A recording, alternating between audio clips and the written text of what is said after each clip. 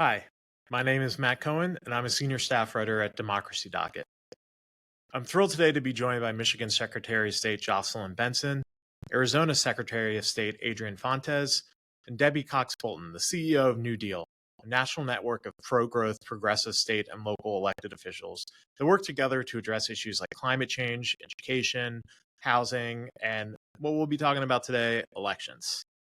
Specifically, we're talking about the emergence and evolution of AI powered threats in the upcoming election and the efforts underway in Arizona, Michigan, and across the country to protect democracy from these threats. Secretary Benson, Secretary Fontes, Debbie, thank you for joining me today to talk about this. To get started, how's the threat of generative AI factored into your preparations for the upcoming election? What's changed between this election and 2022 and 2020? Here's the thing. Generative AI is yet another tool in the arsenal of bad guys, but the actual weaponry is misinformation, disinformation, and malinformation. So it's the bad info that gets to our voters and either confuses them, it may mislead them. And what generative AI does is it opens up this Pandora's box of new tools to sort of broaden and deepen and quicken the way that these attacks against our democracy can be levied. And that's really what has changed. So our ability to react has to be enhanced significantly. And that's one of the reasons why we've gone through that whole host of preparations that we've gone through. So it's not a new weapon. The actual weapon is the lie, the bad info. It is an augmentation of the delivery systems. Yeah, maybe I just would add to that, Matt. NewDEAL works with state and local elected officials all over the country, including secretaries of states and others. But another secretary of state we work with, Steve Simon in Minnesota, who just took over the National Secretary of State's office, likes to say, tell a story about how, this is really not all that different from malicious intent that we'd see earlier, but it was on a flyer where somebody would get something on their door that said, hey, don't forget if your last name is A through N, you vote on Wednesday or whatever it was. But now the ability with generative AI to change the messenger, to spread it in real time, is so much greater. So from a NewDEAL perspective, what we are doing to your question about kind of what's different, NewDEAL's emphasis has always been to try to help state and local elected officials around the country find best practices that are working in other locations and be able to implement those. And so we have, as you know, created a report to talk about what some of the people like Secretary Fontes is a huge, leader on this issue nationally, what that they are doing around the country and how other people in other communities can emulate those practices. For a lot of people, they might not really know these generative AI disinformation campaigns actually look like in the wild. So I'm wondering if you could just kind of talk to us a little bit about what these threats look like. How do they actually emerge in the wild? Yeah, I think what folks sometimes when they haven't seen this or heard of this before, it just kind of sounds like something of science fiction, fantasy stuff, and it kind of is. Firstly, the technology is advancing far more rapidly than anybody had really been able to imagine. And so just picture the audio and video that you're engaging in right now, and imagine that it is generated by a computer such that you might not even be able to tell that it's not the actual Secretary Fontes that's speaking to you right now, but some avatar. Now imagine that same type of technology, but adjusted a little bit so that it's only my voice and you're getting phone calls. You're not getting it via, some social media channel or YouTube or something like that. Now imagine that it is in a chat group, and those artificial intelligence Q&As that sometimes you engage with, if you're talking to your bank or your airline or some other company where they have those bots that will automatically answer. Imagine that advanced enough so that it can actually react to what you're talking about. So these large language models that the AI companies are using to really kind of respond to the human that they're communicating with are advanced enough now that some folks have been fooled. Even some elections officials have been fooled into thinking that they're child was arrested and they needed to post a big bond, or like the one in I believe it was New Hampshire earlier in 2024, when voters were told to save your vote in a voice that sounded just like President Joe Biden, save your vote till November. So this is what we're facing from that tech. And Matt, maybe I'll just add to your the premise of your question. New Deal did a poll in advance of a meeting that we did out in Arizona in April, and it was really about freedom and democracy generally. But we asked a question about, to what extent are you familiar with the political campaigns using AI or with a threat of AI? And only 41% of respondents actually knew anything about AI and elections. And so, that was back in April, but it was pretty much across the board by party, by age, and by geography. So that just tells me that we have a lot of work to do to make sure that people are aware of what might happen. And when it is happening, like what happened in New Hampshire, I think that was a great example the secretary mentioned. They did a great job. They had a plan. They got the information out that was misinformation quickly across the board. So that's a real big part to me of what needs to happen going forward, is to have those plans in place to respond when an incident like that happens. I think it's important also to determine the difference between different kinds of messaging that we on the official side are going to be responding to. So, for example, if it is an attempt to dilute, deny, or deter voters from voting, right? That's about the time and place and manner of elections. Then we're going to react. We're going to work with our law enforcement and our media partners to try to push out something that really, and it depends on sort of where it's coming from, that impacts voters. We don't want it to impact the process or the procedure of voting. On the other side, there are political campaigns that might be on one side or another of an issue or of a candidate.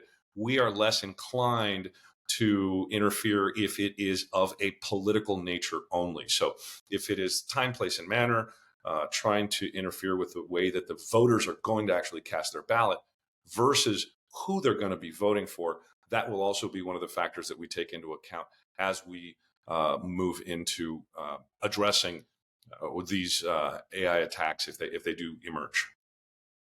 Secretary Benson, we're deep into talking about what I imagine is one of your favorite topics right now, generative AI, and how that's playing into your preparations for the upcoming election. And I was just asking Debbie and Secretary Fontes about, what actually these AI threats look like. And so I'm curious from your perspective, what have you seen, in your state, specifically this season? Well, we know that this is the first presidential election in a long time where our foreign adversaries have a really significant interest in the outcome because it affects their own abilities to achieve their goals as a foreign nation or other adversary. And so given all of that, we are hyper focused on this emerging technology. We're focused on making sure that our adversaries can't use this to turbocharge the misinformation that we anticipate will already be a big part of our election cycle. And we're proactively trying to prepare citizens to not be fooled by misinformation that is turbocharged through AI, knowing how to spot deepfakes and the like, and also banning the use of deepfakes to intentionally confuse citizens or deceive them about our elections. So we've got a number of tools in our toolbox to combat this new tool in our adversaries' toolbox. But that said, it will be a moment where citizens really are our greatest opportunity to protect against the damaging impacts of AI by becoming informed about how to spot it. I want to get in a little bit about the tools in your toolbox that you mentioned, but I did want to kind of follow up on what you were saying first about, where are these threats coming from? You mentioned different foreign adversaries. Is that, all from sort of different foreign disinformation campaigns? Is there an effort from domestic groups? Secretary Fontes, you mentioned obviously the New Hampshire robocall scheme from earlier this year. A question for all of you is who are where's the threat coming from? Who's making these AI campaigns, deepfakes, and whatnot? I think it could be anything from a foreign adversary, either affiliated with a state or not. But really, the challenge is that it could come from anywhere. There's been so much infiltrated into the misinformation system in this moment that, as we saw with the New Hampshire example, someone in Texas could be generating it, or a campaign themselves. And so we have to cast a wide net in knowing where these could come from, know that this is a tool for anyone who has access to technology might be able to use. And that's why laws like the ones we have in Michigan to put a blanket ban on the use of artificial intelligence to deceive citizens about our elections are so important, because it focuses on the act itself as opposed to the entity or perpetrator. Yeah, I think one of the things that we've heard a lot from the intelligence community at the federal level is the interference that we're getting from foreign actors, specifically China, Russia, Iran, and some others. And what we also have seen is that while some of the messaging may originate from foreign actors, who, by the way, cannot compete against us economically or diplomatically or militarily. The only way they can compete against us is if we are divided against one another, such that this nation is petrified. That's ultimately their goal. But they're pushing some of the original messages in, and unfortunately, they're getting helped by domestic actors who, for whatever reason, whether it's profit or politics, decide to take up these messages and push them along.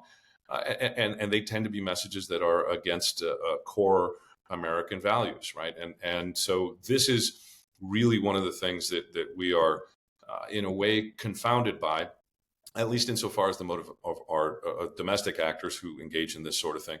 But at the same time, as Secretary Benson mentioned, we're doing our level best to stay as focused as possible on engaging our citizenry and utilizing tools that we share within NewDEAL and, of course, across all other folks that we engage with to make sure that we can protect our democracy and protect our citizens from these sorts of corrosive messages. I wanted to talk a little bit about what you both had mentioned earlier, a little bit about the different tools and different laws and things like that you are employing to combat this. And specifically, Debbie, I know that NewDEAL put out this guide for various states, election officials, that's basically best practices to address generative AI in the election, and that's through a bunch of different ways to do it: legislation, regulating AI-powered bots. And I was wondering, Debbie, if you could talk a little bit about that effort, and also, Secretary Fontes and Benson, how you have adopted these recommendations into your own state. Yeah, absolutely. Well, we were very proud to work with these two secretaries who co-chair, are two of the co-chairs of our democracy working group, as we talked about earlier, to try to get in front of some of this and to take what's working around the country and to make sure we can disseminate it to state and local electeds all over the country to use it. I will correct one thing you said, which is these folks are the experts. And so, what we've really done is take a lot of what they've done and their colleagues around the country and just compiled it together so that so it's not really us telling them what to do. It's us learning from them on the ground and then disseminating out to a wider audience. So a lot of actually the tools that we have flagged in that report really came from Secretary Fontes and Secretary Benson in the amazing work that they're doing. But I will just meant to mention a few, and then they can get into more of the specifics. You mentioned legislation. Something that we haven't talked about yet here is things like holding people accountable who are doing the AI, giving legislatures and giving enforcement folks teeth to be able to prosecute people who willingly mislead voters up into an election. And this is, such a fast moving thing, as, the Secretary was saying earlier. This is, changing so rapidly. So, I think those tools need to be relatively flexible, but they need to be in place. People need to know there's going to be accountability for using these types of tools. Another couple things that we've mentioned in the report, again, taking some of the great work that they're already doing, tabletop exercises to to run those scenarios of when you're seeing that those instances of misinformation using generative AI. What's going to happen? Who does what? What is the communication chain? What is the response? So they can talk about some of those efforts, and maybe a third I'll just flag is getting ahead of things proactively and using information public. I talked earlier about how few people in our poll knew about AI being a threat in this election, and so getting ahead of that. Secretary Maggie Toulouse Oliver, New Mexico. I know both of these folks have done it too, but getting ahead of it, reaching out to voters to make sure they know where to get the right information. They know to be on the lookout for some of these things. That's another thing that we're encouraging our state and local leaders to do around the country. So people can find that report on our website at newdealforum.org. But again, it really draws from the great work that these secretaries are doing and some of their colleagues around the country. Secretary Benson, can you talk a little bit about kind of the tools that you're using in your state, and same with you, Secretary Fontes, to kind of combat that? Just a little bit about, let people know kind of what that effort to fight AI looks like. Sure. In Michigan, we've enacted legislation, as I mentioned earlier, to make it a crime for someone to knowingly distribute materially deceptive material or deep fakes that are generated by AI when there is an intent behind it of harming the reputation or the electoral prospects of a candidate. And in addition to that, it makes it a felony if someone does commit a crime in that regard and circulate AI that is banned.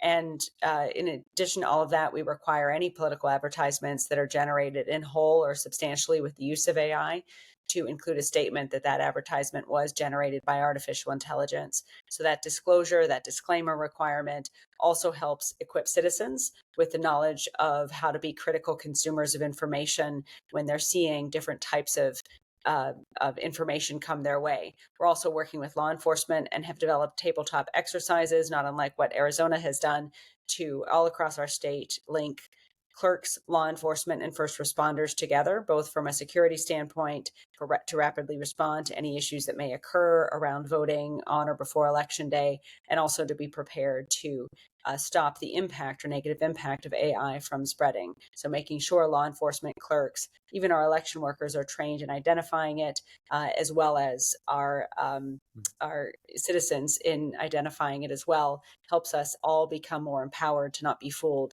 by deceptive misinformation, be it coming from AI or elsewhere.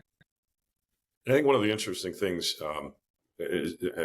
Secretary Benson's right on the nose with this, our tabletop exercises really featured the use of generative artificial intelligence and deepfakes. We created a deepfake of myself and some other elections officials in Arizona.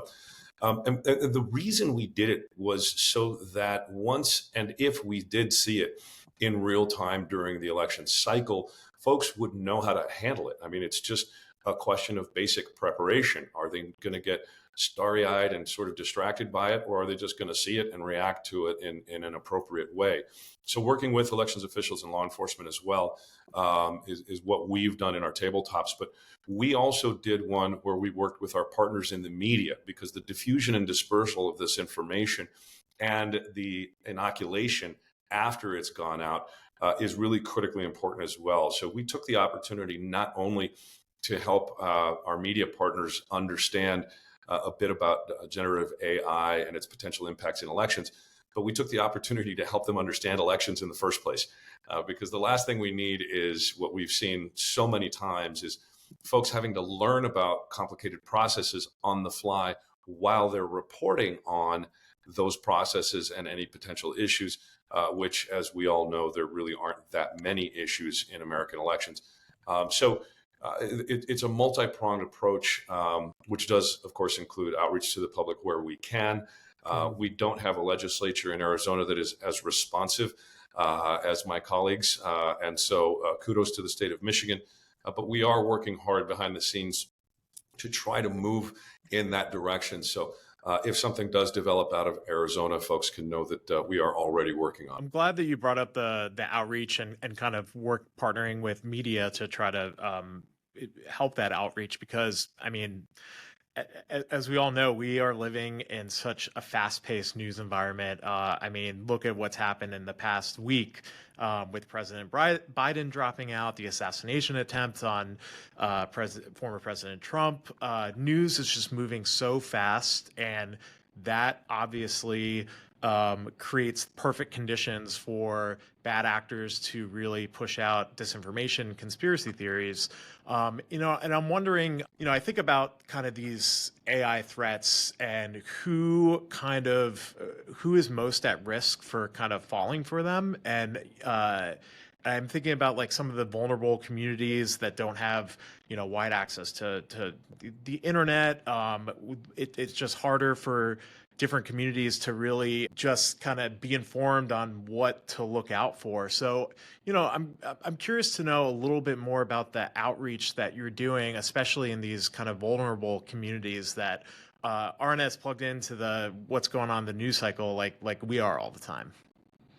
But I think the irony is the more plugged in you are, the more likely you are going to be targeted and susceptible. Mm-hmm. So, a lot of communities that may not have the best access to all of this information that's floating around might have a layer of insulation there. But these attacks don't just come via the internet. As we indicated earlier, Mm-hmm. they come via phone lines or the good old-fashioned paper flyers, as was mentioned earlier. So this is just an extension of that. All of that having been said, I think one of the other spaces that folks that we haven't just talked about are the private chat rooms on some of the social apps. And so there are things that we can see and address, and then there are things that we're just not going to be able to see. And particularly with our foreign language dominant voters in Arizona, we've got a large number of Spanish speaking voters. Spanish is their primary language, and they are protected under Section 203. So we've got to address those issues as well. And we do have a variety of other languages, including native languages in Arizona, which we have an enormous indigenous population. And many of them, take a lot of their information over their native language in communications. Navajo radio is incredibly popular with, hundreds of thousands of folks in Arizona. So we really have been focusing when we do outreach. We don't just do it to majority communities. We do it to communities across the spectrum, and we do it in ways that will reach out, including local newspapers, if that's where we want to put our notices, letters to the editor, guest columns, things of this nature, just so that folks will understand that this is a sort of thing that they should be cognizant of, if not really looking out for. So I think the other population that is also very much affected or could be very easily targeted is younger voters. And we categorize those folks from 18 to 35 years old who are, and again, it's ironic because the younger they are, the more they're on the internet and the more discerning they may be. So it might be the older voters who aren't used to facing these sorts of things that we have to. So we've got to really address the entire spectrum of voters. There's an enormous amount of diversity out there. And I see that as a strength for our systems. And I also see that as a really great challenge for us that I believe we are meeting as well as we can. Yeah, I agree. We've also been very mindful of the ways in which AI can be used to rapidly translate misinformation to different communities that speak English as a second language. And so for that reason, we've been working with leaders in those communities to similarly proactively equip them as trusted voices with all the information they need to help citizens all across our state be prepared to not be fooled by misinformation, be it coming from AI or any other source. Can I maybe just add one other thought, which is, we're rightfully focused on this conversation mostly about the threats about, AI and what they can do in the elections. The New Deal Forum just launched an AI task force last week, which will intersect with our work in democracy and elections, but also to talk about the good things that AI can do to strengthen democracy. So, for example, we're talking about, all the people who are reachable or need to be reached in different languages, right? Thinking about AI as a tool to reach them with the right information is another thing that we're going to be looking at over the long haul. So I do think this is, we've got to look at both sides of the coin. But again, I think we're obviously rightfully for this conversation focused on the threats, but it'll be interesting to see what else we can do with AI to actually help strengthen democracy as well. Oh, I'm glad you brought that up, Debbie. Like you said, there are two sides to the coin, and obviously, being able to use those tools to combat this AI threat is hugely important, especially as the sort of campaigns become more cunning and more harder to detect. I just want to ask with there's about a little over 100 days left to the election. A lot's happening. Down is the most historic election in our lifetime, unprecedented events. Is there something, what are you all of you most laser focused on, whether it's AI threats or something else in those 100 days to make sure that you all have another smooth election process? I think for us, we recognize the tools of opponents to democracy really function around creating division, confusion, and chaos, and also fear among the American electorate. And so our jobs as election officials is to cut through that and give citizens the confidence they need, not just to cast their ballot with confidence that it will count, but also confidence that the results of our election are an accurate reflection of the will of the people. And then providing that clarity on how to vote, where to vote, options to vote that enables people to not be fooled by misinformation. And finally, that confidence, clarity, and certainty. The certainty that when you vote, your vote will count and that the results of the election will stand. We are anticipating even more because it's now been years of fomenting distrust and misinformation, even more post-election challenges than we dealt with in 2020. But we're also ready with whether it's our attorneys in partnership with our Attorney General. It's great now that Arizona has both a proactive pro-democracy Secretary of State and a proactive pro-democracy governor and attorney general. We didn't have that in 2020 to work with. In addition, we've got great allies in Pennsylvania, Wisconsin, and all of the Nevada. All of us are far more adept at preparing for and protecting our citizens from misinformation than ever before. And so, yes, we are facing a more sophisticated, arguably well-organized and more global effort to delegitimize democracy and create that division and confusion and fear and chaos. But we also have a far more coordinated and prepared response, proactively and reactively, making sure we're providing that clarity, confidence, and certainty to all citizens that our elections will hold, they will be fair, secure, and accessible, and that people can trust the results of the elections. I couldn't agree more with the Secretary. And I think our laser focus outside of all of that is really on the fundamentals, right? And we're preparing for what may be. At one point, this was a quaint little corner of government where our greatest preparations were, potentially a portable generator in case of polling site lost power or things of this nature. This new environment that we're in has added a whole list of extra tools that we need to have in our toolkit to prepare for, but it doesn't change the fundamental exercise of making sure, as Secretary Benson mentioned, that every single voter ends up counting and all of their voices are heard. This is, at the end of the day, the most fundamental exercise of government, particularly the government that moves the American Republic forward. We owe it to our voters to stay focused on the basic task at hand and deal with all of the rest of these things that we're talking about as appropriate. And in these circumstances, it is appropriate for us to be reaching out to experts in technology, to folks in law enforcement, to folks in the media, and to do the kind of coordinated best practices learning across the country that New Deal does allow in a more easy format, so that folks across the United States of America, regardless of what kind of electoral environment they happen to be in or what the politics are, that we can all be prepared better. And I think it's a point of pride for myself. I dare say it probably is for my colleague here as well, to be engaged in this sort of exercise and to make sure that we are sharing what we are learning and we're helping everybody to make sure that we can protect American democracy. Maybe I'll just add it for New Deal Forum. We're focused on doing what we're doing today, actually, which is, in these final months before the election, continuing to share best practices, convening people so that we can talk about what they're seeing on the ground and how they're reacting, and what people can learn from those experiences, as well as elevating the voices of folks like the secretaries who are on the front lines and who are seeing this and who can explain to the public what's happening, who can tell people what they need to be looking out for. So, that's really where New Deal is focused at the moment. But I am also looking forward to, after the election, getting back to what we had been doing, prior, which is, a year and a half ago, with the help of the secretaries, we released a much broader democracy playbook with all kinds of, dozens of ideas around access to the ballot, making our election system more transparent, and even some longer term thinking, things like digital literacy generally and civic engagement efforts, right? That is